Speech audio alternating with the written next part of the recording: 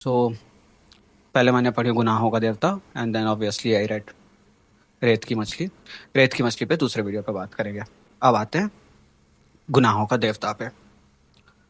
So section wise लेके चलते हैं अपन। पहले बात करेंगे the overall feel of the book की क्या है, किस एरा में सेट है, किस प्लेस में सेट है, does it give you that feel, वो फील आती है कि नहीं, स्टोरी आपको कितना अपने अंदर एनगल्फ्ड रखती है। और फिर हम जाएंगे कैरेक्टर वाइज, उसके जो मेन कैरेक्टर्स हैं, उसके जो साइड कैरेक्टर्स हैं, and then finally will go कि थोड़ा सा जब उस स्टोरी के बारे में सोचो, when you finish reading it, जब आप पूरा ख़त्म कर चुके रहते हो स्टोरी को और फिर आप उसके बारे में सोचते हो, सो व्हाट यू फील और व्हाट आई फेल्ट की स्टोरी के बारे में जब, और वो थोड़े कंट्रोवर्शियल टेक्स हैं। So stay tune till the end controversial takes के लिए। तो पहले स्टोरी वो चालू होती है और इलाहाबाद की स्टोरी है। Chandar, he is pursuing his PhD, वो पीएचडी कर रहा है। चंदर अपने फैमिली से अलग हो गया रहता है, उसकी स्टेप मॉम रहती है, वो अलग हो गया रहता है और उनको अपने अंडर में लेते हैं उनके एक प्रोफेसर, मेरे ख्याल से डॉक्टर शर्मा है। तो वो एक तरीके से गॉड फादरली फिगर उनका है, एक मेंटर के रूप में। चंदर का जितना भी एजुकेशनल प्रोफेशनल चीज़ें रहती है, इवन समटाइम्स इकोनॉमिकल जो भी चीज़ें रहती है, वो ही टेक्स केयर ऑफ दैट। हालांकि चंदर उनके घर में नहीं रहता है, चंदर होटल में रहता है। फिर जो उनके प्रोफेसर हैं डॉक्टर शर्मा या doctor Shukla, I don't remember exactly, काफ़ी दिन हो गए पढ़े, मतलब उसके बाद नॉवेल्स पढ़ी तो इट फेड्स आउट। उनकी बेटी है सुधा। सुधा का कैरेक्टर इंट्रोड्यूस होता है, सुधा उनकी बेटी है। फिर दो तीन कैरेक्टर हमको और देखने को मिलते हैं। एक पम्मी का कैरेक्टर है, जो doctor Sharma, I will say doctor Sharma for the sake of it, जो सुधा के फादर रहते हैं, उनकी एक्स स्टूडेंट रह चुकी रहती है, तो पम्मी का कैरेक्टर है, उनका भाई है बर्टी। वो दो कैरेक्टर्स अपने चलते हैं। और अ, सुधा की बुआ की बेटी, उसका कैरेक्टर चलता है, अ, बिनती। बिनती नाम है, बिनती का कैरेक्टर चलता है। तो अब ये सब कैरेक्टर्स की एक इंटरट्वाइंड स्टोरी है और मोस्टली स्टोरी ये है कि चंदर और सुधा जो है वो एक दूसरे को चाहते हैं, बट जो सुधा का फादर रहते हैं वो बोलते हैं कि इंटरकास्ट मैरिज तो नहीं हो पाएगी। इवन चलो उस पर बाद में आते हैं, इंटरकास्ट मैरिज नहीं हो पाएगी तो सुधा की शादी कहीं और फिक्स हो जाती है। और सुधा राजी नहीं रहती है शादी के लिए, बट चंदर उसको समझाता है और चंदर को सुधा बहुत हाई रिगार्ड्स पे रखती है। तो ये तो है स्टोरी कि चंदर को सुधा बहुत हाई रिगार्ड्स पे रखती है, चंदर सुधा को मनाता है और उसके बाद सुधा की लाइफ कैसे चेंज होती है शादी के बाद, चंदर की लाइफ क्या ट्रेजेक्ट्री लेती है उसके बाद, उसके कारण आसपास के लोग कैसे इम्पैक्ट होते हैं उसके, उसकी पूरी स्टोरी है। तो अब आते हैं फर्स्ट इम्प्रेशंस पे। ये बुक बहुत ग्रिपिंग है।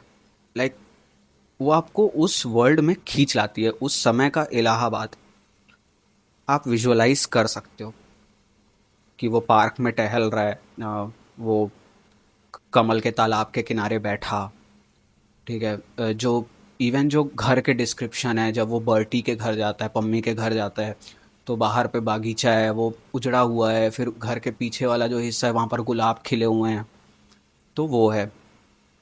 तो ये तो विजुअलाइजेशंस हैं ही क्लियर। अपनी फीलिंग्स को डिस्क्राइब बहुत अच्छा करती है बुक, मेटाफर्स बहुत प्यारे प्यारे हैं कि जो फूल अच्छे रहते हैं ना पहले वही तोड़े जाते हैं, या फिर चंदर अगली बार जब तुम्हें कोई प्यार करे तो उसे प्यार सिखाने मत लग जाना, उसे प्यार देना। तो ये कुछ कुछ लाइन्स हैं जो इट स्टिक्स विथ यू बहुत, मतलब लंबे समय तक, और जब आप पढ़ते भी हो सो वो आपके एकदम दिल में लगती है, वो लाइन्स बहुत प्यारी लाइन्स हैं। तो लिटरेरी तो ये गोल्ड माइन है अभी तक मैंने जितना पढ़ा है, although I have not red much, full disclosure. But एक स्टोरी रहती है ना जो आपको बांध लेती, लाइक आपको उठने नहीं देती, आपका मन नहीं करता कि आप इस बुक को छोड़ के कहीं उठो। सो ये उस टाइप की बुक है, ये आपको बिल्कुल देती है वो चीज़। तो ये है ओवरऑल व्यू कि ये बुक बहुत ग्रिपिंग है। आप जब स्टोरी पढ़ते हो, इवन इसका जो एंडिंग है वो ट्रेजिक एंडिंग है, और जब मैं पढ़ा था मैंने तो शायद वो स्टोरी होगी जो मैंने इंस्टाग्राम में लगाई थी, मैं स्क्रीनशॉट लगा दूंगा। तो उसमें मैंने लिखा था 12:30 बजे रात को मैंने बुक ख़त्म की। सो आई रोट कि अभी पढ़ के ख़त्म की, रात को अकेला बैठ के रो रहा हूँ। सो ये बुक ऐसी है कि वो इतना ग्राफिक डिस्क्रिप्शन है इवन डेथ का, कि वो आपका एकदम दिल को ना छील के रख देता है। वो इतना प्यारा उसने उन्होंने लिखा है उस चीज़ को कि वो लगता है कि हाँ भाई, दिस इज समथिंग। वो एकदम दिल को निचोड़ देता है वो एंडिंग। अब आते हैं हम धीरे धीरे, अब स्पॉइलर बाउंड्री में हम टच करते हैं, कैरेक्टर्स पे आते हैं। तो जो डॉक्टर शर्मा का कैरेक्टर है वो, उनका ज़्यादा रोल नहीं है। वो एक फादर फिगर के जैसे हैं, उनका इन्वॉल्वमेंट स्टोरी में भी उतना नहीं है। हाँ, बट उनका मेन आइडियोलॉजी ये रहता है कि वो शादी को एज सोशोलॉजिकल फैक्टर देखते हैं रहता देन अ रोमांटिक फैक्टर। तो उनका ये रहता है कि अपने कास्ट में ही मैं शादी करूँगा। वो he acts as a catalyst to the story. फिर पम्मी और बर्टी का character, Bertie very interesting character. Bertie का ये रहता है कि वो थोड़ा मेंटली डिस्टर्ब्ड रहता है, ट्रॉमेटिक रहता है, वो ट्रॉमा में रहता है, वो ट्रॉमाटाइज्ड रहता है, ट्रॉमेटिक नहीं ट्रॉमाटाइज्ड रहता है। क्योंकि उसकी जो वाइफ रहती है वो उसके ऊपर चीट कर चुकी रहती है, और वो कर्नल के साथ, एक कर्नल का कैरेक्टर है, वो उसको ज़्यादा डिस्क्राइब नहीं किया गया, वो उसके साथ चली गई रहती है। सो वो बहुत ट्रॉमाटाइज्ड रहता है उस चीज़ को लेके, और उसका मतलब विश्वास उठ गया रहता है। वो अ, गुलाब के फूल उगाता है अपने बगीचे में, और उन गुलाब में उसको खोजता रहता है। और लाइक उसका कैरेक्टर वेरियस चैप्टर्स में वेरियस स्टेजेस पे रहता है, ट्रॉमा के, एक्सेप्टेंस के, मेंटली स्टेबल। लास्ट में उसकी शादी भी होती है, वो एक तोता पालता है, तोते को मार देता है। Pammi is x student of doctor Sharma, और वो डाइवोर्स्ड रहती है, लव मैरिज रहती है, बट वो अपने हस्बैंड को छोड़ चुकी रहती है। और उसका कैरेक्टर बाद में जाके मतलब she becomes very close to Chandar, एक बहुत पहले बेस्ट फ्रेंड, फिर ऑलमोस्ट ऑलमोस्ट नहीं, एक लवर के रूप में वो रहती है चंदर के साथ। फिर बिनती का कैरेक्टर आता है, उसका कैरेक्टर आर्क बहुत सही है। लास्ट में जाके I didn't like it much, but भाई उसका जो कैरेक्टर है, लाइक वो बहुत दबी कुचली लड़की रहती है। उसकी जो पिता रहते हैं वो गुजर गए रहते हैं, और वो कहीं और रहती है, गांव में रहती है अपनी बुआ के साथ, अपनी माँ के साथ, सुधा की बुआ के साथ। वो आती है तो उसकी माँ उसको हमेशा कोसती रहती है, लाइक वो बहुत दबी हुई कुचली हुई लड़की रहती है, कभी कुछ बोलती नहीं है, बस चुपचाप सब सुनते रहती है। उसकी शादी फिक्स हो जाती है, तो उसकी शादी में जाते हैं तो उसके ससुराल वाले सही नहीं रहते। सो डॉक्टर शर्मा वहाँ इंटरवीन करते हैं और उसको मंडप से ही उठा लेते हैं। और उसके बाद जो प्यारा चेंज आता है, like almost you root for that character कि भाई अब ये कुछ बोले, ये बहुत ज़्यादा दबी कुछ है। लाइक उसकी माँ उसको जब देखो तब ताना ही मारती है बिना किसी बात के। वो बहुत अच्छी कैरेक्टर है, बहुत कर्मठ है, वो अपने काम में बहुत कर्मठ रहती है, बहुत तल्लीनता से काम करती है। बट उसकी माँ हमेशा जली कटी उसको सुनाते रहती है। तो जब लास्ट में वो फटती है ना अपनी माँ के ऊपर, और वो बहुत, वो कॉन्वर्जेशन बहुत खतरनाक है कि बहुत हो गया माँ तुम्हारा, अब मैं नहीं सुनूंगी। तो उसकी माँ बोलती है अपने बाप को खा गई तुम, मेरे को भी खा जा। तो she gives an epic come back कि इतनी मीठी नहीं हो तुम कि तुमको खा जाऊंगी मैं। सो दैट इज भाई, मतलब वो पढ़ के you understand the seriousness of that situation. But वो जो एक जेंजी दिमाग रहता है ना, तो डैम गर्ल टाइप का वो एक फील आती है उसमें कि इट्स वेरी नाइसली रिटन। बहुत प्यारा ग्राफिकल डिस्क्रिप्शन है उसका जब उनकी होती है। तो उसके बाद तो उसकी माँ बोलना ही बंद कर देती है, वो तीरथ में निकल जाती है कि जो करना है करो, इसकी शादी करना है करो, नहीं करना है मत करो। वैसा अपने भाई को कोसती है कि इसको मंडप से उठा लाए तुम, ये कोई बात होती है, थोड़ा तो दब के रहना पड़ता है लड़की वालों को। तो ये वाला सीन रहता है। सो बिनते का कैरेक्टर बहुत तगड़ा है। उसकी माँ का कैरेक्टर ज़्यादा कुछ है नहीं, उसकी माँ का कैरेक्टर वही है, वो जली कटी सुनाते रहती है, शी कम्स एंड गोज, वैसी वाली कैरेक्टर है वो। बाकियों से बड़े प्यार से बात करती है, वो बेटी से ही कुछ खुन्नस रहती है उसको, चंदर वगैरह से बहुत प्यार करती है। बाकी बिनती का ये कैरेक्टर है कि वो भी चंदर को बहुत हाई रिगार्ड में रखने लगती है। जब सुधा को वो देखती है कि सुधा इसको इतना मानती है, तो वो चंदर को बहुत हाई रिगार्ड में रखने लगती है। लाइक गुनाहों का देवता में देवता की जो उपाधि चंदर को मिलती है, वो बिनती और सुधा ही देते हैं। कि सुधा उसको देवता मानती है कि तुम जो भी कहोगे मैं करूंगी, और बिनती उसको देवता कहती है, वो देव की ही गुण देखती है उसमें, कि देवता ऐसे ही तो होते हैं, ऐसे होते हैं। अब वो देवता था कि नहीं, that will come to that later. तो ये होता है। अब आते हैं सुधा के कैरेक्टर में। सुधा एक ऐसी लड़की रहती है जो चंदर के साथ बहुत फ्रैंक रहती है, बाकी समय पे बहुत शर्मीली रहती है, शर्मीली इज़ द वर्ड, शर्मीली रहती है वो काफ़ी। तो वो चंदर से ही ज़्यादा घुलती मिलती है, चंदर से ही उसकी दोस्ती रहती है, चंदर से ही, चंदर की ही वो बात मानती है। इवन जब उसको शादी के लिए परसुएट करना रहता है तो डॉक्टर शर्मा डायरेक्टली नहीं बोलते सुधा से, वो चंदर को भेजते हैं कि तुम बात करो इससे, तुम देखो क्या हो सकता है। तो वो ऐसी लड़की है, पढ़ाई में ठीक रहती है, उतना ज़्यादा बताया नहीं कि वो बहुत ज़्यादा ब्राइट है, बट हाँ she is pursuing her bachelors degree, ये बताया गया है। वो परस्यू करती है। शी इवन जोक्स कि सोशलिस्ट पार्टी ज्वाइन करूंगी, उसका एक एम रहता है कि मैं सोशलिस्ट पार्टी ज्वाइन करूंगी। शादी का उसका बिल्कुल मन नहीं रहता है, बस उसका ये रहता है हम आगे पढ़ेंगे, सोशलिस्ट पार्टी ज्वाइन करेंगे। चंदर का ये रहता है, डॉक्टर शर्मा का ये रहता है कि शादी करनी है। उसके बाद तो इवन जो उसका ससुराल रहता है वो भी काफ़ी ओपन माइंडेड रहता है, so they are open to it कि आगे पढ़ाई करेगी, ये करेगी। आगे क्या होता है विल कम टू दैट, वो तो वही कंट्रोवर्शियल है। अब आते हैं चंदर के कैरेक्टर में, और इसी के साथ हम चंदर और सुधा का एक डायनामिक कंपेयर करेंगे, कि कंपेयर भी नहीं करेंगे, एक डिस्कस करेंगे कि क्या, वेयर दिस नॉवल डिसअपॉइंट्स मी, कि कैरेक्टर्स के कुछ चॉइसेस तुमको लगते हैं कि अरे यार क्या भाई, मतलब क्या मजबूरी ऐसी आ गई तुमको। तो सबसे पहले आते हैं चंदर के कैरेक्टर पे। भाई चंदर का डिस्क्रिप्शन है एकदम फुल इंटेलेक्चुअल वाला, कि वो पीएचडी परस्यू कर रहा है, वो अपने प्रोफेसर का सारा काम कर रहा है। आयरनी बहुत है इस कैरेक्टर में, मतलब अम, पढ़ता बहुत है, पढ़ता है तो इतनी तल्लीनता से पढ़ता है कि उसको किसी चीज़ का होश ही नहीं रहता है। 2-3 महीने तक बैठा रहता है, अपनी थीसिस लिखता है, प्रिंट करवाता है। अ, दोस्त भी उसके वैसे हैं, एक कवि दोस्त है जिसको पढ़ाने के लिए बुलाता है वो, सुधा और बिनती को, तो वो है। तो on the intellectual level, intellectual भी नहीं, academic level, he is very sharp, he is very sharp. अब हम आते हैं उसके आइडियोलॉजीज और उसके इमोशंस, बेसिकली आइडियोलॉजी और इमोशंस, और उसके बेसिस पे जो वो डिसीजंस लेता है, जहाँ पर वो ना वो कैरेक्टर प्रॉब्लमेटिक हो जाता है, like, बहुत ज़्यादा हो जाता है भाई, मतलब क्या ही बोलूँ मैं। तो वो, कि तुम इतने इंटेलेक्चुअल हो, तुम पीएचडी परस्यू कर रहे हो, तुम घिरे हुए हो, तुम्हारे पास इतना अच्छा मेंटर है, पम्मी जैसी दोस्त तुमको मिली हुई है, और वो बातें किसकी सीरियसली लेता है, बर्टी की। Out of all the people, out of all the people, तुमको उसी एक बंदे की बात सीरियसली लेनी थी जो भाई ऑलरेडी ट्रॉमेटाइज्ड है। उसकी वाइफ ने उसके ऊपर चीट किया है, वो किसी और के साथ भाग गई है, वो तुमको कह रहा है कि औरतों को तो सिर्फ सेक्सुअल प्लेजर चाहिए रहता है, जो होता है वो उनको तो वही चाहिए रहता है बस। फिर वो पम्मी से भी शायद इस बात को कंफर्म करता है, तो पम्मी भी यही बोलती है कि हाँ जिसके साथ सेक्सुअल प्लेजर मिल रहा रहता है लड़कियां उसे की। भाई तुम कैसे,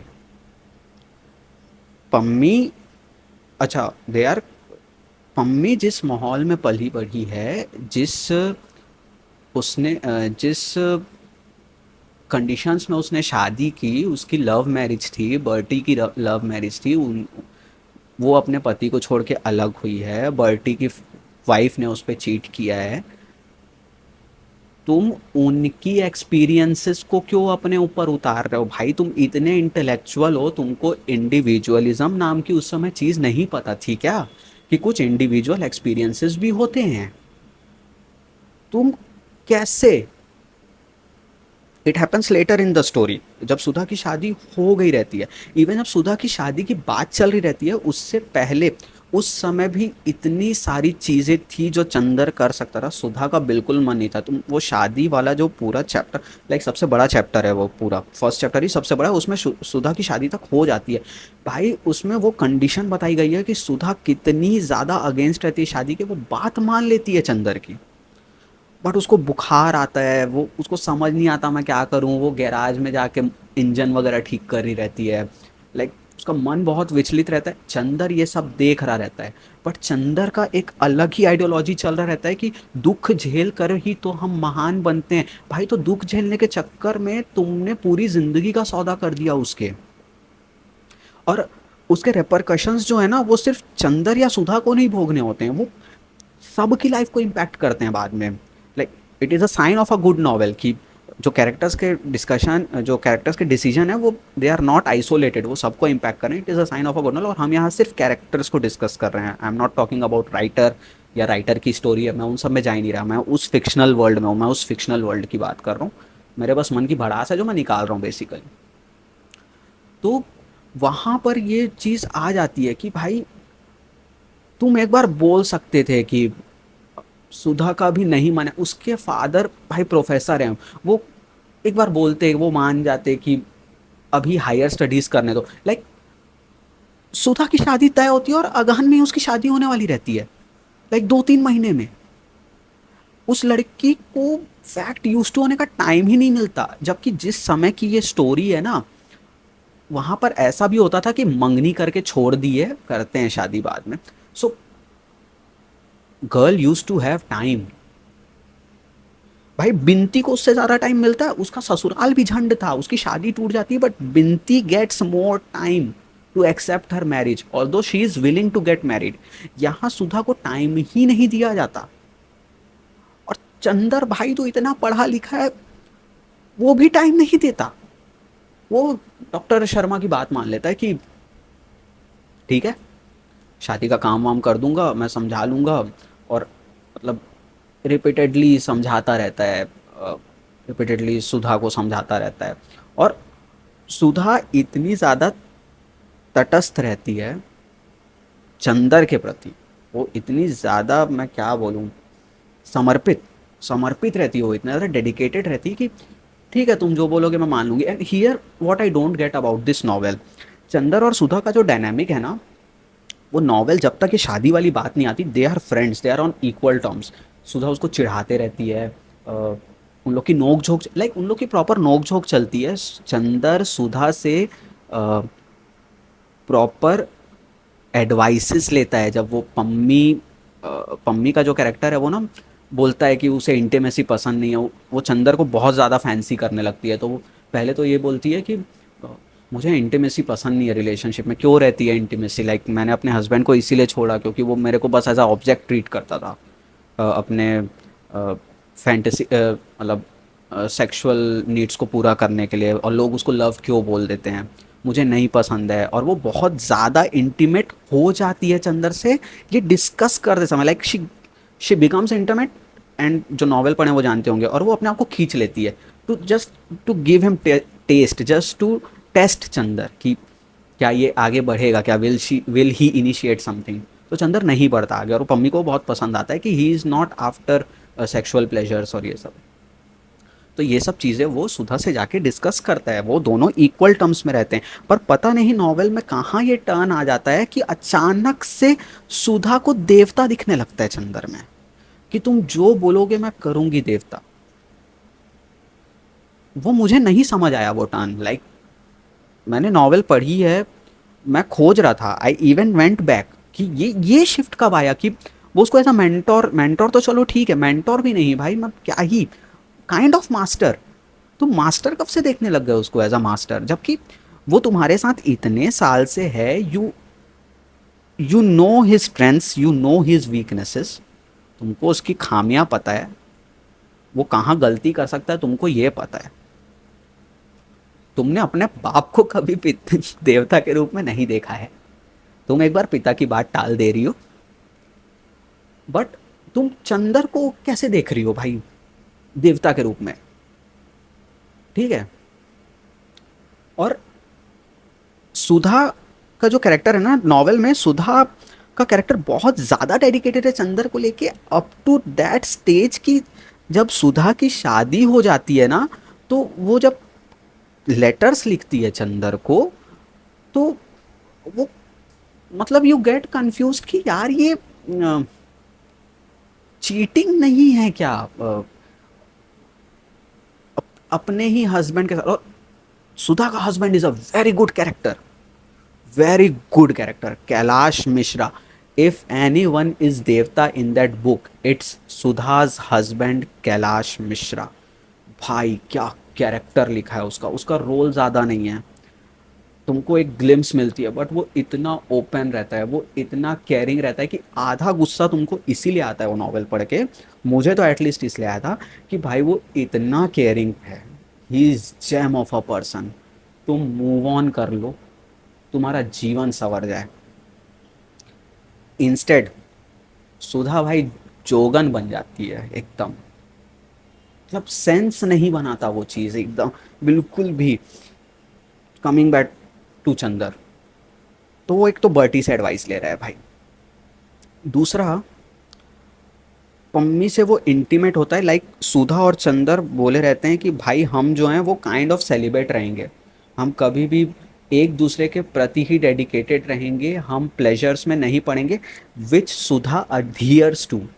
सुधा को नहीं पसंद आता इंटीमेट होना अपने पति के साथ, बट चंदर इतना भटका हुआ कैरेक्टर है, वो इतना फक्ड अप कैरेक्टर है कि वो भटकता है। और चलो इट्स फ्लॉ, आई अंडरस्टैंड कि उसकी एज ऐसी रहती है कि वो खुद अपने आप को डिस्कवर कर रहता है, पर भाई तुम इंटीमेट होते हो किसी और के साथ, और तुम उसके बाद सुधा को लेटर लिखते हो, उसके बाद वो सुधा को लेटर लिखता है कि अब के बाद मुझे कभी लेटर मत लिखना, कि मुझे पूरी क्लैरिटी मिल गई है कि लड़कियां सब ऐसी ही होती हैं। भाई लड़की ने तो कुछ किया भी नहीं है, लड़कियां सब ऐसी होती हैं, वो तो सब फिजिकल प्लेजर्स के पीछे भागती हैं, all on the advice of Bertie and Pammi. Last में पम्मी चली जाती है वापस अपने हस्बैंड के पास कि मुझे जो भी गलती हुई, मुझसे ये गलती हो गई, मैंने तो तुम्हें फंसाया था, लाइक वो लिटरली बोलती है कि मैंने पहले तुम्हें झांसा दिया कि मुझे इंटीमेसी पसंद नहीं है, but then I got intimate with you, I have used you, और मुझे अब गिल्टी फील हो रहा है, और अब मैं जा रही हूँ वापस अपने पति के पास, और मुझे खोजते हुए प्लीज़ मत आना, वो बोलती है। भाई उसके चक्कर में तुमने सुधा के साथ रिलेशन, और सुधा, सुधा पे आते हैं, सुधा के साथ रिलेशन तुम्हारा बर्बाद हो गया पूरा, ठीक है, दोस्ती बर्बाद हो गई। बिनती तुमको ऐसा देवता देखती थी, तुम बिनती के साथ एक टाइम पे कुछ गलत करने वाले रहते हो, बट यू स्टॉप देयर, ठीक है, वो you are not ideal at all. उस पर नहीं पता कि उन दो लड़कियों को देवता कैसे दिखता है इसमें, आई don't get it at all, ठीक है। इवन ऑन, चलो कॉन्ट्रोवर्शियल बोल देता हूँ, इवन इन एकेडमिक्स तुम्हारा जो भी कंपटीशन हो रहा है, या तुम जो भी जीत रहे हो, या तुम जो भी अचीव कर रहे हो, इवन जब तुम्हारी नौकरी लगने वाली रहती है एंड में, वो डॉक्टर शर्मा कुछ लगा रहे रहते हैं, या तुमको कंपटीशन के बारे में बता रहे रहते हैं। लाइक मैंने एक भी कंपटीशन का जिक्र या एक भी वैकेंसी का जिक्र नहीं पढ़ा इस नॉवेल में जो चंदर अपने दम पे खोज के लाता हो कि ये वैकेंसी निकली है, I am going for it. सब उसको डॉक्टर ही बता रहे हैं भाई, उनके प्रोफेसर। तो इवन इन एकेडमिक्स वो सिर्फ पीएचडी परस्यू कर रहा है, उसका नहीं है इतना एक्सपीरियंस कि वो देवता के रूप में देखा जाए। He is a deeply flawed character. और यहाँ मेरी दिक्कत इसलिए हो जाती है क्योंकि तुम उस बंदे को इतने टाइम से जान रहे हो, you know each and everything before he says it, तो तुम कैसे, ये होता है फक्ड अप लाइफ चॉइसेस, ठीक है। एडवाइस भी ऐसे लोगों की फॉलो कर रहा है जिनका खुद भी नहीं है भाई, मतलब तुम क्या जनरलाइज कर दिया बिल्कुल, जबकि उसको पता है भाई सुधा वैसी लड़की नहीं, सुधा बहुत अलग लड़की है, पम्मी बहुत अलग लड़की है, ठीक है। ये हो गया, दो चीज़ें हो गई, और तो कुछ है नहीं। अब आते हैं सुधा के ऊपर। शर्मीली कैरेक्टर है, सबके सामने शर्माती है, वो चंदर से बहुत खुली हुई रहती है, चंदर से वो हर एक चीज़ शेयर करती है, they are almost best friends, almost नहीं, दे आर बेस्ट फ्रेंड्स। शादी की बात नहीं पसंद आती सुधा को किसी और से, क्योंकि he is in love with, she is in love with Chandar, she loves Chandar. इस नॉवल में एक तो दिक्कत है कि दोनों कभी बोलते नहीं है एक दूसरे को कि दे लव है, उसको कुछ बताते हैं कि ये लव से परे का ही है, नहीं है भाई, वो लव ही है, ठीक है। You want to spend your life together, और इतना ज़्यादा कि वो डेडिकेटेड ही रहती है तुमको लेके, तो नहीं था, वो लव ही था। तुमको नहीं पहचान में आया, और आई डोंट ब्लेम हिम क्योंकि वो एज ऐसी रहती है, आई डोंट इवन ब्लेम हर क्योंकि वो एज ऐसी रहती है, नहीं समझ आ रहा, नहीं करनी थी शादी। भाई मेरा इतना सा कंप्लेन है, थोड़ा टाइम बाय कर लेते, सुधा को थोड़ा सा जीने का टाइम दे लेते, इस फैक्ट से यूज टू होने का कि अब उसकी शादी होने वाली है। उसमें क्लियरली मेंशन है जब उसकी शादी होने वाली रहती है, लाइक वो बात जब से पता चलती है ना कि उसकी शादी फिक्स हो गई है, शी चेंजेस कंप्लीटली, उसकी हेल्थ बहुत रैपिडली डिटेरियोरेट होती है।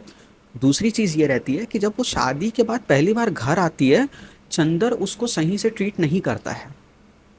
वो गले लगती है चंदर से, उसको झटक देता है, ठीक है। तो और उसको अपने पति के साथ इंटीमेट होना नहीं पसंद आता, but Kailash is a very good character, वो हर बार उसको बोलता है कि यार वो ना, आई एम नॉट, वो बाद में बोलता है चंदर को कि मैं फिट नहीं था उसके लिए, लाइक उसको इंटीमेट होना नहीं पसंद है वो, ऑल्दो शी अग्रीज सिर्फ मेरे लिए। और यार मैं, और वो सोशलिस्ट पार्टी का मेंबर रहता है, सो वो बहुत क्रांतिकारी और he is very politically active, और उसको वैसी ही वाइफ चाहिए रहती है। बट सुधा ऑल्दो बोलती है शादी के पहले कि मैं सोशलिस्ट पार्टी, बट वो शादी के बाद सुन के ना ऐसा फ्लिप होती है कि वो पूरा पूजा पाठ वाले राउट में चली जाती है, वो पूजा पाठ करने लगती है, वो भक्ति में रहती है, वो घर का काम संभालती है, उपवास रखने लगती है। मतलब उसका जीने से मन ही उठ गया था शादी के बाद, क्योंकि शादी के बाद उसके पास जीने का एकमात्र सहारा था चंदर के लेटर्स। बट चंदर उसके बाद इतने स्टेजेस से गुजरता है, वो पहले वो पूरी तल्लीनता से चिट्ठी लिखता है, वो डेडिकेटेड रहता है, फिर वो पम्मी के चक्कर में पड़ता है, और यहाँ सुधा फुल ऑन जोगन वाले मोड में चली जा चुकी रहती है। और उसके बाद जब ये पूरे तरीके से मुड़ता है पम्मी की तरफ, तब उसका तो कॉन्सेप्ट हिल गया है कि भाई लड़कियों को तो बस इंटीमेसी चाहिए रहता है, जो उनके साथ इंटीमेट होगा उनके साथ वो रहेंगी, वफादार रहेंगी उनके प्रति। और यहाँ पर ना आयरनी आ जाती है, क्योंकि भाई बर्टी नहीं था क्या अपनी वाइफ के साथ इंटीमेट, तो क्यों नहीं थी उसकी वाइफ, उनकी तो लव मैरिज भी थी, तो क्यों नहीं टिकी उसकी वाइफ, क्यों भाग गई वो कर्नल के साथ, ठीक है। तो वो भी है, मतलब चीज़ें ना उसके आँख के सामने रहती है, बट वो अपना दिमाग लगाते ही नहीं है। बुक पढ़ते समय तुम्हारे बात दिमाग में बात आ रही रहती है कि ऑल्दो से दे से इट, बट पम्मी ने भी तो अपने हस्बैंड को इस कारण छोड़ा था ना, व्हाट शी सेज। तो वो कभी क्रॉस क्वेश्चन नहीं करता है भाई, लेटर्स लिखना छोड़ देता है। तो लेटर्स जैसे ही बंद होते हैं चंदर के सुधा के पास, उसका विल टू लिव खत्म। उसके बाद जब वो आती है दूसरे बार घर, तब वो बिल्कुल चेंज रहती है, वो प्रेग्नेंट रहती है, बट वो उपवास भी रहती है एट द सेम टाइम, क्योंकि उसका बिल्कुल मन नहीं रहता है कि मेरे थ्रू कोई एक नई लाइफ यहाँ पर आए या फिर मैं ही जीऊँ, क्योंकि the one will she had, personified will जो रहती है उसकी चंदर के रूप में, वो खत्म हो गई रहती है बिल्कुल।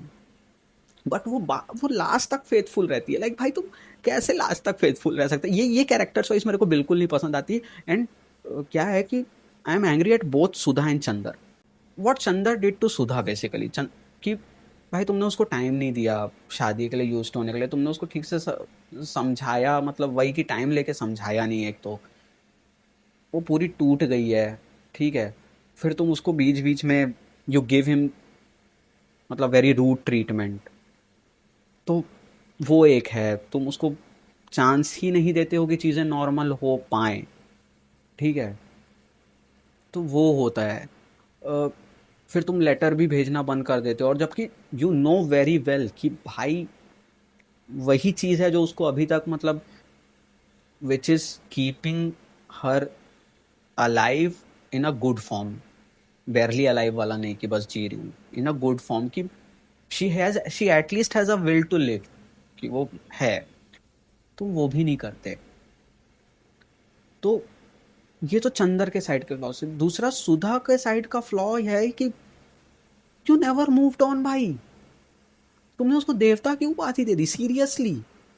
और उसी टाइम पे जब वो तुमको शादी के लिए मनाने आ रहा है, उसके पहले कहीं इस चीज का जिक्र नहीं होता कि वो इतनी, वो उसको देवता, उन लोग के बीच में नोकझोंक ही चल रही रहती है, तुम उनको एज इक्वल ट्रीट करते हो, सुधा और चंदर को तुम हमेशा एज इक्वल ट्रीट करते हो। बट वो वहां पर आते हैं ना, एकदम देवता वाला फ्लिप जो आता है ना, क्योंकि देवता is something which is ideal, Chandar is not ideal. Chandar in ideal in the sense कि वो अपने आइडियोलॉजी पे कायम रहे, he is not even that, वो किसी भी रूप में देवता नहीं है, ठीक है।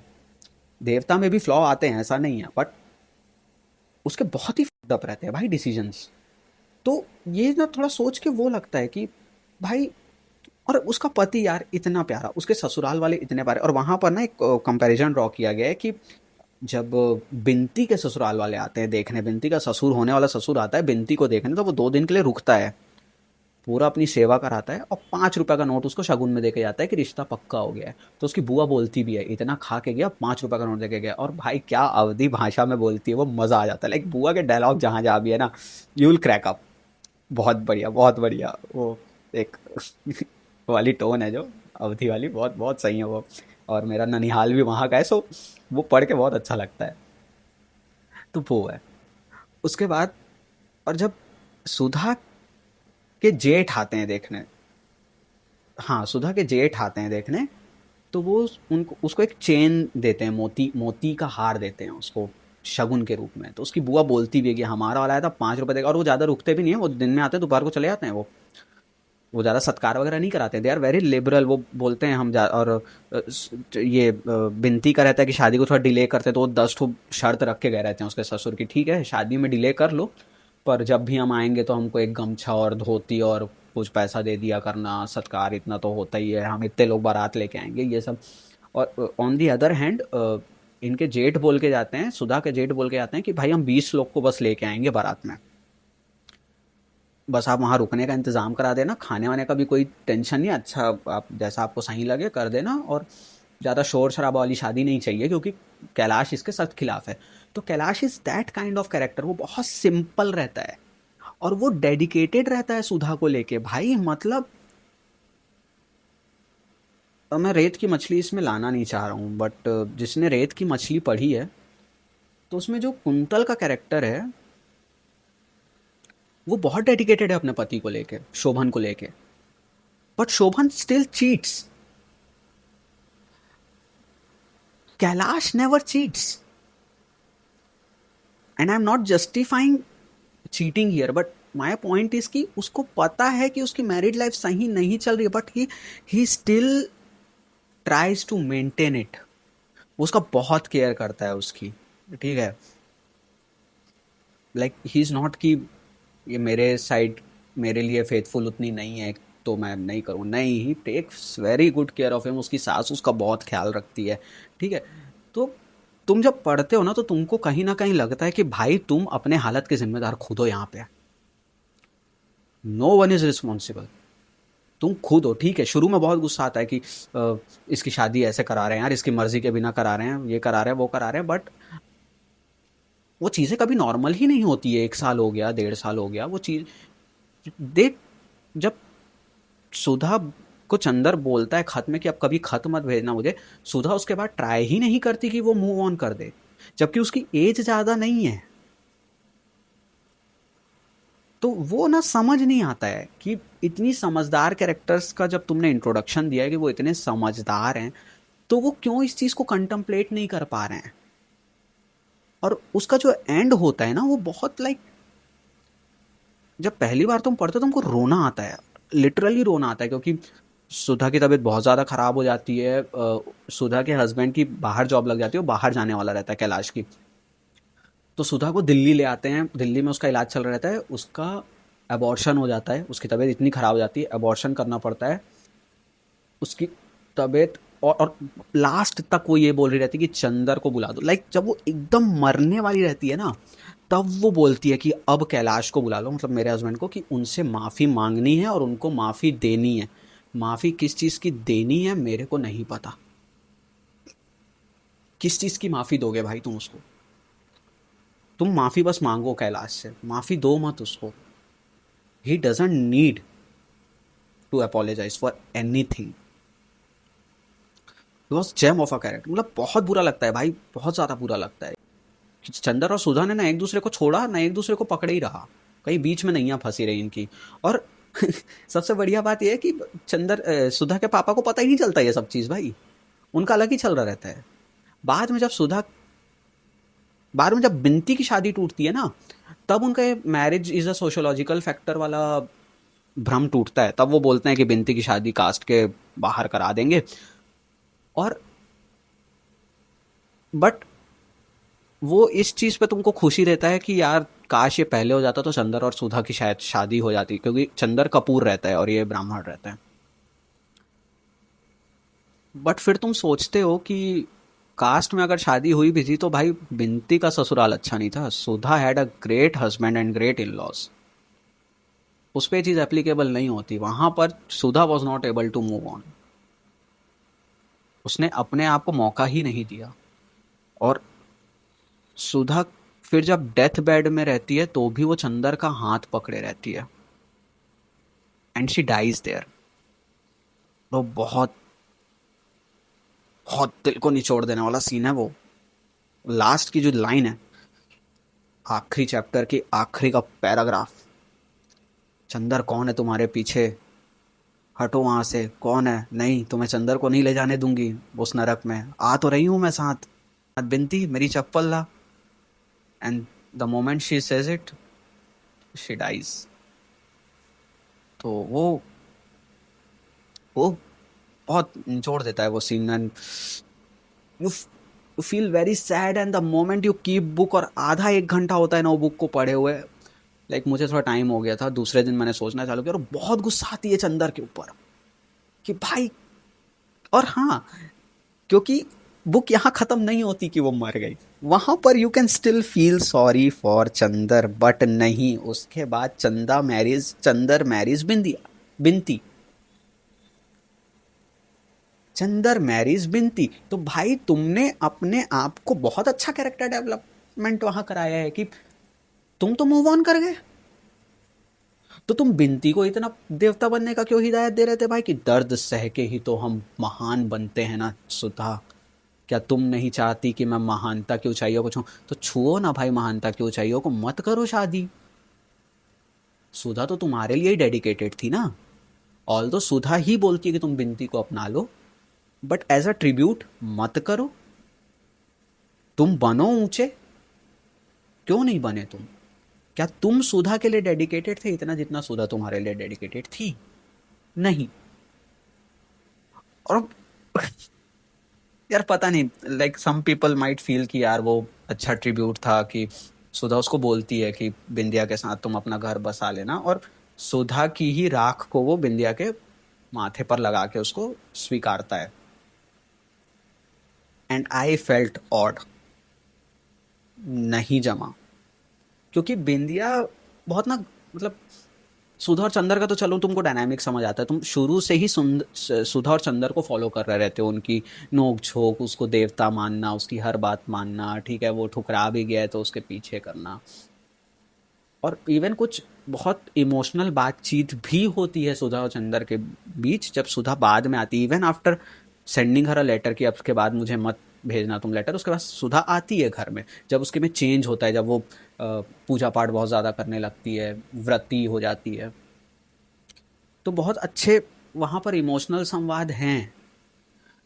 तो वहाँ पर ना you still root for Sudha and Chandar, पर Binti comes all of a sudden भाई। बिनती चंदर को देवता इसलिए नहीं मानती कि उसके कुछ पर्सनल एक्सपीरियंसेस हुए हैं चंदर के साथ। बिनती चंदर को देवता इसलिए मानती है क्योंकि वो सुधा को जिस तरीके से रखता है, या सुधा को प्यार करने के बावजूद वो नहीं बताता किसी को, वो इसलिए मानती है। उनका डायनामिक इतना नहीं है। बाद में नोक छोक चालू होती है, वो बहुत बाद में होती है, बुक के लाइक सेकेंड हाफ या 2/3 ऑफ द बुक खत्म हो गई रहती है, तब वो धीरे धीरे बिनती का कैरेक्टर खुलता है वहाँ पे। एंड देन उसका पूरा आर्क जो है वो चेंज होता है जब वो अपनी माँ से फाइनली अपनी माँ को कन्फ्रंट करती है एट दैट पॉइंट। तो वो है, but still you do not. और हाँ, इवन इसमें बिनती की भी एडवाइस लेता है वो सुधा के कैरेक्टर को जज करने में। ये तो मैं भूल ही गया था कि बिनती बोलती है कि हाँ हमारे गांव में तो चलता है, शादी के पहले भी चलता है इंटीमेट होना, सबको पता रहता है पर सब चुप रहते हैं, तो ये तो होता ही है, पता नहीं सुधा दीदी क्यों नहीं एक्सेप्ट कर लेती। नहीं कर सकती भैया, क्योंकि वो ऑल दो इसमें सुधा की गलती है कि वो नहीं कर रही है, बट उसका भी साइकोलॉजी समझ में आता है कि भाई वो शुरू से तुम्हारे प्रति डेडिकेटेड होके चली है। इसमें एक बहुत अच्छा कैरेक्टर है गेसू का, जो उसकी एक फ्रेंड रहती है, उसकी शादी, शी इज मुस्लिम, तो उसकी शादी होने वाली रहती है अपने बुआ के बेटे के साथ। और बाद में ना उसके जो बुआ की फैमिली है उसको उसकी छोटी बहन पसंद आ जाती है, तो उसकी शादी हो जाती है, छोटी बहन की शादी हो जाती है, एंड शी डजंट, उसके बाद शी डजंट मैरी। और वो फिर बोलती है कि अब मैं काम करने जा रही हूँ, अब मैं काम करती हूँ, मैं जॉब करती हूँ। सो वो काफ़ी अच्छा उसको एम्पावर किया है वहाँ पे कि हाँ वो काम करने जाती है। She is at least trying to move on. Sudha नहीं करती ट्राई, दिक्कत वहाँ हो जाती है। Sudha does not try. Chandan उसको मोटिवेट भी नहीं करता मूव ऑन। लाइक उन लोग शुरू से ही ना वो एकदम पवित्र प्यार वाले में ऐसा जूझे रहते हैं कि भाई वो मोटिवेट भी नहीं करता चंदर उसको कि भाई मेरा अब छोड़ दो, you move on with your life. Like एकदम स्ट्रॉन्ग कभी लेटर्स वैसे नहीं एक्सचेंज होते कि यू मूव ऑन, अब भाई ख़त्म करो ये, ठीक है, इंडिविजुअल जर्नीज हैं हमारी। और जब तुमको पता था, जब तुम इतने टाइम से एक दूसरे को जान रहे हो, तो तुमको ये भी पता होगा कि भाई हमारा पॉसिबल नहीं है साथ में रहना। चलो ठीक है, फिर भी फीलिंग्स डेवलप हो जाती है, डेट आई अंडरस्टैंड, वो होती है, अगेंस्ट ऑल ऑड्स हो जाती है। But somewhere deep down you know कि भाई हाँ नहीं होना था। तो my point is that helps you to move on, कि तुमको पता रहता है, ऑल्दो ठीक है दिल टूटता है, but it helps you to move on. तो वो नहीं जचा था बिल्कुल, ना चंदर के साइड से ना सुधा के साइड से। पम्मी तो निकल ली भैया तुमको मिसगाइड करके बढ़िया तरीके से, ठीक है, बाद में बड़े अच्छे से बोल के जाती है। मुझे हिंदू ट्रेडिशन बहुत अच्छा लगता है क्योंकि वहाँ लड़कियों को कम उम्र में शादी कर देते हैं, तो उसका इतना सरफेस लेवल नॉलेज रहता है, और तुम उसके बाद भी पम्मी की बात सुन रहे रहते हो, बर्टी की बात सुन रहे रहते हो। बर्टी की बात कौन सुनता है भाई? मेरा तो आधा खुन्नस वहाँ चढ़ा था कि बर्टी की बात कौन सुनता है बे? उसने अपने तोते को गोली मार दी थी, तुम उसकी एडवाइस ले रहे हो कि मैं इससे बहुत प्यार करता हूँ, मैं इसको मार दूंगा। तोते को गोली मार के उसको गाड़ता है वो, और बोलता है कि आ, इसका जीवन का उद्देश्य पूरा हो गया था, तो मैंने आई शॉट हिम, हो गया। वो इतना खिसका हुआ कैरेक्टर है भाई, तुम कैसे उसकी बात मान सकते हो? तो ये है सुधा के साइड से वही, और बिनती के साथ लास्ट में जाना सच में नहीं जचता। और वो भी तब जब यार तुम सुधा की अस्थियां विसर्जित करने जा रहे हो भाई, दैट उस समय पढ़ने में बहुत इमोशनल लगता है, बाद में पढ़ने में बहुत ना एक एपेथेटिक सी फीलिंग आती है कि तुम कितने, तुम्हारे अंदर एम्पैथी नहीं है भाई, उस लड़की की जान चली गई तुम्हारे पीछे। And I make no mistake in this कि Chandar was the sole reason उसकी जान जाने के पीछे। चंदर को उतने कॉन्सिक्वेंसेस नहीं झेलने पड़े हैं उसके एक्शंस के। That is my main complaint with the story, कि चंदर को उतने बिल्कुल भी कॉन्सिक्वेंसेस नहीं झेलने पड़े हैं अपने एक्शन के। क्या कॉन्सिक्वेंस हुआ उसके किसी भी एक्शन का उसकी लाइफ के ऊपर? तुम्हारा एकेडमिक कोई लॉस हुआ नहीं, तुम्हारा फाइनेंशियल कोई लॉस हुआ नहीं। डॉक्टर शर्मा से तुम पहले भी अच्छे टर्म्स में थे, फादर फिगर वो तुम्हारे बाद में भी थे। डॉक्टर शर्मा से भी उसके रिलेशन नहीं खराब होते। उनकी बेटी खत्म हो जाती है नहीं, तुमको बिनती मिल गई तो तुम्हारी लाइफ भी सेट हो गई। सो चंदर के सिर्फ एक्शंस है, उसके कॉन्सिक्वेंसेस सुधा को झेलने पड़ रहे हैं, और वहां पर तुम्हारा दिमाग हो जाता है खराब कि भाई इसके ऊपर कोई कॉन्सिक्वेंस आएगा भी कि नहीं आएगा, कि इसकी बस आइडियोलॉजी चेंज होते रहेगी। तो ये थोड़ा सा वो हो जाते हैं। एक सीन आता है जहां पर चंदर सपने में सुधा को ऑलमोस्ट ऑलमोस्ट मोलेस्ट करता है सपने में, ओके। और फिर वो उठता है, और जो आईने में उसकी रिफ्लेक्शंस रहती हैं वो उससे बात करती हैं, और उसको अपना आंसर जो है वो आत्ममंथन करके ही मिलता है। वो क्या बोलते हैं उसको, I am losing the word for it, मेरे को मिल नहीं रहा है वो वर्ड। वो आत्ममंथन करता है, वो इंट्रोस्पेक्ट करता है बहुत ज़्यादा, तब उसको मिलता है कि क्या है क्या। बट तब तक हो चुकी रहती है बहुत देर। उसके कैरेक्टर के लिए तो बहुत अच्छा रहता है, बट भाई सुधा का कैरेक्टर तब तक के लिए बहुत मतलब almost on the verge of death, almost all, and she dies at the end मतलब। और व्हेन शी डाइज ना, you can't, at least I can't imagine any other ending for this. एक तो ये रहता कि चंदर भी निपट ले, and I will root for it कि चंदर भी गंगा जी में डूब के इलाहाबाद में अपनी दे देता है, and I will be happy, no doubt I will be happy, very happy. क्योंकि भाई कुछ तो कॉन्सिक्वेंस हो ना तेरे एक्शन का, कुछ तो हो। वो बायपोलर है भाई चंदर, उस उसमें चंदर इज बायपोलर। लाइक वो जब राख विसर्जित कर रहे रहते हैं, बिनती थोड़ी सी राख अपने पोटली में बंद कर रही रहती, he almost pushes her off the boat, और उसके बाद फिर उसकी मांग भरता है। मैं बिंदिया होता, मैं झापड़ मार के वापस चला गया रहता। तुम कैसे, वो बाइपोलर रहता है, वो बिंदिया के ऊपर भी भड़क जाता है, वो पीछे से आके गले लगती है। जब पहली बार अपने मायके आए रहती है, वो इतनी खुश रहती है मैं चंदर से मिलूंगी, तो पीछे से गले लगती है, झटक देता है उसको कि ये क्या कर रही हो तुम, शादीशुदा हो गई हो। भाई तेरे ही बोलने पे तो शादी की थी, वो गले ही लग रही है। She hasn't done anything wrong. वो चिल ही नहीं रहता वो बंदा भाई, वो बहुत ज़्यादा इनसिक्योर है, उसकी आइडियोलॉजी बहुत हिली हुई है, वो बायपोलर है। बिंदिया को ये सब पता है। और हाँ, बिंदिया को एक लड़का पसंद करता है ऑलरेडी, जो उसका बिसरिया बिसरिया का कैरेक्टर है। वो पोएम, वो रहता है, पोएट रहता है वो, कवि रहता है, और ये इन लोग को पढ़ाने आता है, ट्यूशन टीचर रहता है, सुधा और बिनती को चंदर ही लगवाया रहता है। तो भाई वो बिनती को पसंद करता है, लाइक उसका संस्करण छपता है, जब उसकी बुक छपती है कविता की, तो वो बोलता है कि मैं इसका नाम बिनती रखूंगा, इस बुक का नाम। तो और वो दैट फील्स ऑड कि बाद में जब बिनती की शादी टूटती है ना, तो वो डॉक्टर शर्मा बोलते हैं चंदर को कि अब तो मेरा ये जो इंट्रा कास्ट मैरिज है ना, उससे तो विश्वास उठ गया है, तो कास्ट के बाहर का भी लड़का मिलेगा तो चल जाएगा। भाई बिसरिया से शादी करा देते उसकी, क्या खुश रहती वो बंदी, वो प्यार करता था उससे, वो कवि था। कवि तो ऑल दो मैं कुछ नहीं बोलूंगा, क्योंकि उसके बाद रेत की मछली में भी वो राइटर ही रहता है, so I won't going to it भाई, क्या। तो भाई but he was more emotional towards Binti. वो बोल भी चुका रहता है बिनती को, वो मतलब कन्फेस कर चुका रहता है बिनती को।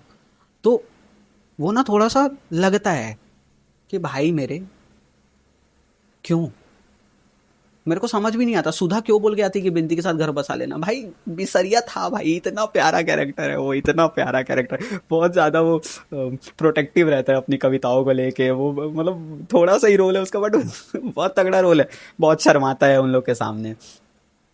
तो वो है, क्यों नहीं किया भाई वो एक, it would have been a good ending अगर चंदर अकेला ही रहता लास्ट में, and that is a very feeble consequence. But कम से कम कुछ तो कॉन्सिक्वेंस रहे। जिस बंदे ने इतना कुछ रायता फैला रखा है अपनी लाइफ में, लास्ट में क्या होता है, उसकी जॉब लग जाती है भाई, उसकी जॉब लगने वाली रहती है, वो भी डॉक्टर शर्मा ही दिला रहे होते हैं अर्जी लगवा के दिल्ली में। क्या कॉन्सिक्वेंस था भाई तेरे एक्शन का? एक लड़की की लाइफ बर्बाद हो गई, तूने मैनिपुलेट मैनिपुलेट किया है, तूने कन्विंस नहीं किया है। Sudha, Sudha was not convince into the marriage, she was manipulated into the marriage.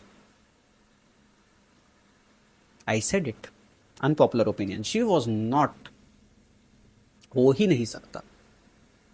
Chandar उसको इतने प्यारे तरीके से फंसाता है ना कि even in the book you see through his bullshit. जब तुम पढ़ रहे थे, महान बनना है, महानता is not defined in this book. क्या महान बनना है भाई, कैसे महान बनना है, कौन सा संत बनना है तेरे को,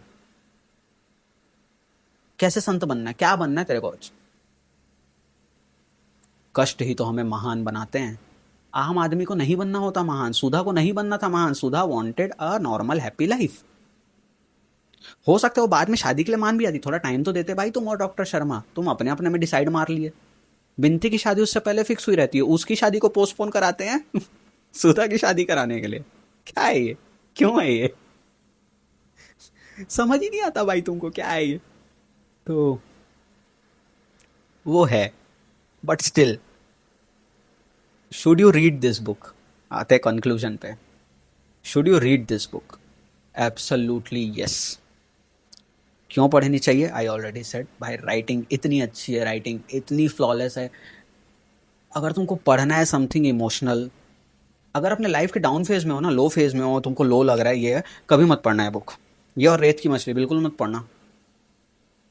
गो फॉर सम हैप्पी बुक्स। ये नहीं है बुक उस टाइम पे पढ़ने के लिए जब तुम ऑलरेडी लो फील कर रहे हो, क्योंकि हाँ ये बुक कर्व्स में जाती है, कुछ अच्छे मोमेंट्स हैं नो डाउट, बट जिस नोट पे बुक एंड होती है it may push you down further. तो वो बट एंड ये इसकी अच्छी पार्ट भी है कि भाई राइटिंग इतनी इफेक्टिव है, क्या प्यारी graphic writing. Like will I read this book again? Yes. Can I read this book again and again? Absolutely yes. Will I have to be mentally prepared to read this book again? Yes. अगर दोबारा मुझे book पढ़नी है, क्योंकि I know how the story goes, तो वो दोबारा झेलने के लिए मुझे मेंटली प्रिपेयर्ड होना पड़ेगा। क्योंकि अगेन राइटिंग बहुत इफेक्टिव है भाई, no matter how many times you read it. कुछ चीज़ें रहती है ना, there are some movies like मेरे लिए हैरी पॉटर है, I know how it ends, मेरे को पता है। खासकर चेंबर ऑफ सीक्रेट्स जब मूवी एंड होती है एंड हैग्रिड कम्स फ्रॉम एazkaban और हैरी उसको हक करता है, भाई मैं देख चुका हूँ 50 बार, but still I feel emotional. So it's not about the story, it's about how it's displayed, how it's written, what it makes you feel. Story अगर उतनी अच्छी ना भी हो, राइटिंग अगर तुम्हारी स्ट्रांग है भाई, यू कैन डू वंडर्स। क्योंकि स्टोरी का क्या रहता है ना, कई बार पढ़ते समय you are lost in the moment. अगर राइटिंग सही में स्ट्रांग है कि भाई वो तुमको पूरा एहसास दिला दे रही है कि इलाहाबाद का माहौल है, पम्मी का जो बंगला है वो इतने अच्छे से डिस्क्राइब्ड है, सामने जंगली घास उगी हुई है, पीछे गुलाब है, बहुत प्यारा। जो शादी की तैयारियों का जो पूरा है वो इतना प्यारा है। तो लाइक तुम उस मोमेंट में, उस समय तुम स्टोरी ध्यान नहीं दे रहे रहते कि इतना पहले हो चुका है, नहीं, you are in that scene. तो वो जो सीन्स हैं, जो शादी का सीन है, वहां पर चंदर क्या फील कर रहा है कि भाई वो वचन बोले जा रहे हैं बट सुधा बोल नहीं रही है, क्योंकि उसका मन तो चंदर में, और चंदर सामने ही बैठा है। पंडित जी बोलते हैं वधु को भी बोलना पड़ेगा, वधु बोलती है तो चंदर उठ के छत में चला जाता है, उसकी थकान है। तो एट प्लेसेस यू फील, वो थ्रू आउट स्टोरी में you feel bad for Chandar. ऐसा नहीं है कि चंदर is a devilish character, Chandar devil नहीं है, Chandar is a human which is flawed. दिक्कत ये है कि उसकी पेयरिंग एक ऐसी लड़की के साथ है जो बहुत ज़्यादा डेडिकेटेड है उसको लेके, and there he can not afford to go off road. वो वहां पर भटकना नहीं अफोर्ड कर सकता जिस लड़की का भार उसके ऊपर है, क्योंकि वो बहुत ज़्यादा डेडिकेटेड है तुमको लेके, वो बहुत ज़्यादा इमोशनल है, वो बहुत ज़्यादा पॉसेसिव है तुमको लेके। That is the thing. तो ये है। So you definitely should read this book. बहुत ज़्यादा ही एक्स्ट्रा ऑर्डनरी नहीं बोलूँगा मैं, but yes it's a very good book, very good book. तो that's all for the video. आगे और रिव्यूज़ हैं। रेत की मछली है, रेत की मछली है, हैबिट्स है, रेत की मछली ख़त्म हो गई है ये भी। और इसके भी चलो नेक्स्ट वीडियो में ही बात करते हैं इसकी। It's a good book but next video में बात करते हैं इसकी, और एक छोटा सा कंपैरिजन करेंगे गुनाहों का देता और इसके बारे में। वो भी कुछ हॉट टेक्स होंगे उसमें, and I try to be consistent. अगर हो गया तो अच्छी बात है। Till then good bye.